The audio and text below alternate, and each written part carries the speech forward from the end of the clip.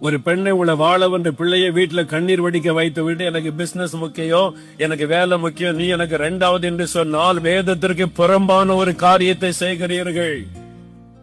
தேவன் அதை பார்த்து கொண்டு அமைதியா இருக்க முடியாது.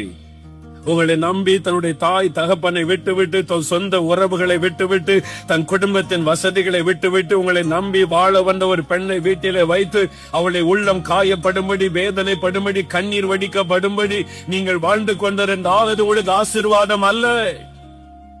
புருஷர்களே, மனம் திரும்ப வேண்டும். உங்களுடைய மனைவியை சந்தோஷமாய் வைக்கும்படிக்கு தேவன் உங்கள் கையிலே கொடுத்திருக்கிறார்.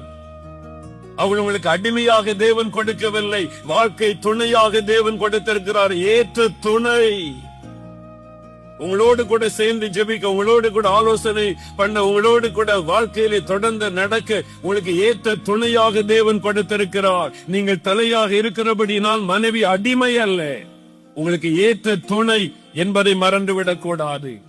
உங்களுடைய மனைவிக்கு நீங்கள் தான் எல்லாம். வேதத்திலே சொல்லப்படுகிறது 1 பேதுரு 3:7 மனைவியானவள் பலவீன பாண்டமாய் இருக்கிறபடியால் நீங்கள் விவேகத்தோடு அவளோடு வாழ வேண்டும் என்று புருஷர்களுக்கு ஆலோசனை.